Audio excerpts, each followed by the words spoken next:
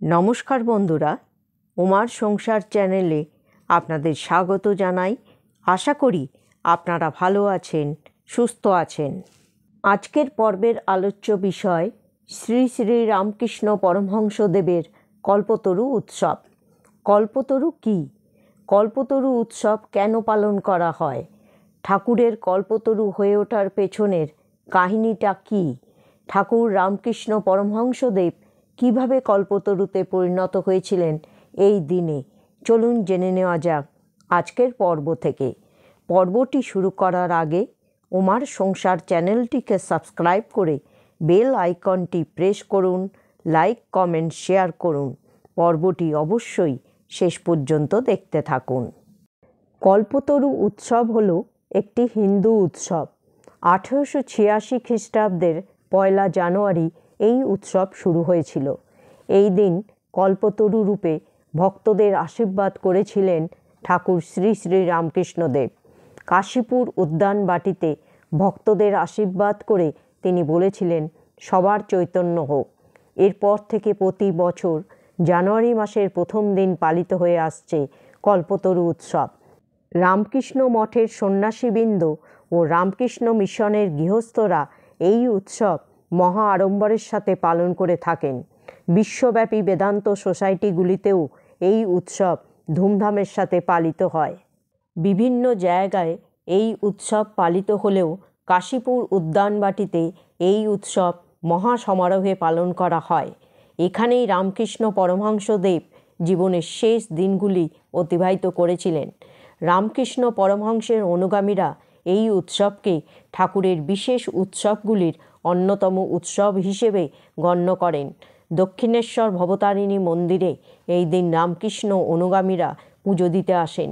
মঙ্গল আরতি দিয়ে দিনের সূচনা হয়।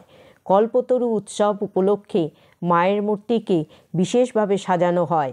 কাসর ঘণ্টা মন্ত্রপাঠে গমগম করে মন্দির চত্বর। নতুন বছর যাতে মঙ্গলময় হয় সেই জন্য বছরের প্রথম দিনে ভক্তরা আসে পুজো দিতে। কিন্তু কল্পতরু বিষয়টা কী, বা এদিনের উৎসবকে কেন কল্পতরু বলা হয়? এর জন্য অবশ্যই আমাদের পুরাণে ফিরতে হবে। হরিবংশ ইত্যাদি পুরাণে কল্পতরুর উল্লেখ রয়েছে। পুরাণ অনুসারে সমুদ্র মন্থনকালে অমৃত, লক্ষ্মীদেবী, ঐরাবত ইত্যাদির সঙ্গে উঠে আসে একটি বৃক্ষ, যাকে পারিজাত বৃক্ষ বলা হয়। পরবর্তীতে দেবরাজ ইন্দ্রের বিখ্যাত নন্দনকাননে স্থান পায় এই পারিজাত বৃক্ষ, এবং সেখান থেকে স্ত্রী সত্যভামার আবদারে শ্রীকৃষ্ণ পৃথিবীতে নিয়ে আসেন এই বৃক্ষ। এই পারিজাত বৃক্ষকেই কল্পতরু বলা হয়েছে, অর্থাৎ সেই বৃক্ষ যার কাছে যা চাওয়া হয় তাই পাওয়া যায়। কল্পতরু উৎসবের দিন ঠাকুরের ভক্তরা তাকে অবতার রূপে মেনে নেন। কথিত আছে, সেদিন উপস্থিত সমস্ত ভক্তের মনোবাঞ্ছা ঠাকুরের কৃপায় পূরণ হয়েছিল। ভক্তদের বিশ্বাস, এই দিন ঠাকুর শ্রী শ্রী রামকৃষ্ণদেব সকলের মনের ইচ্ছা পূরণ করেন। ঠাকুর বলতেন, ভগবানের কাছে খুব সাবধানে কামনা করতে হয়। কল্পতরু বৃক্ষের কাছে ভালো বা মন্দ যা চাওয়া যায় তাই পাওয়া যায়। অর্থ, যশ, খ্যাতি নয়, ঠাকুর ভক্তদের চৈতন্য বিতরণ করতে চেয়েছিলেন। এই দিনে কিভাবে কল্পতরু হয়েছিলেন শ্রী রামকৃষ্ণ পরমহংসদেব? ঠাকুরের কল্পতরু হয়ে ওঠার পেছনের গল্পটা এই রকম। শ্রী রামকৃষ্ণদেবের শরীরে তখন মারণ রোগ বাসা বেঁধেছিল। উত্তর কলকাতার কাশীপুর অঞ্চলের একটি বাগান বাড়িতে চিকিৎসার সুবিধার জন্য ঠাকুর শ্রী শ্রী রামকৃষ্ণদেবকে নিয়ে আসা হয়েছিল। ডাক্তার মহেন্দ্রলাল সরকারের নির্দেশে তিনি নিজেকে গৃহবন্দী করে রাখেন প্রায় 1 মাস। 1886 খ্রিস্টাব্দের 1 জানুয়ারি কাশীপুর উদ্যানবাড়িতে উপস্থিত রয়েছেন প্রায় 30 জনের মতো গৃহী ভক্ত। সকলে হাতে ফুল নিয়ে উপস্থিত। আজ ঠাকুরের দর্শন পাওয়া যাবে। ঘড়ির কাঁটায় তখন ঠিক দুপুর 3টে। দোতলা ঘর থেকে তিনি নেমে এলেন বাগানে। পরনে চিরাচরিত পোশাক, লাল পেড়ে ধুতি।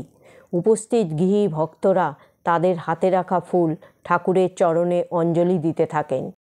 কথিত আছে, ঠাকুর তখন নাট্যকার গিরিশ ঘোষকে বলেন, হ্যাঁ গো গিরিশ, তুমি যে আমার নামে এত কিছু চারিদিকে বলো, তো আমি আসলে কে? গিরিশ ঘোষ তখন উত্তর দেন, আমার বিশ্বাস আপনি রামকৃষ্ণ পরমহংস।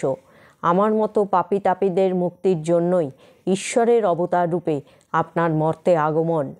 এরপর ঠাকুর সমাধিস্থ হয়ে সেখানে উপস্থিত তার সব ভক্তদের তিনি স্পর্শ করেন।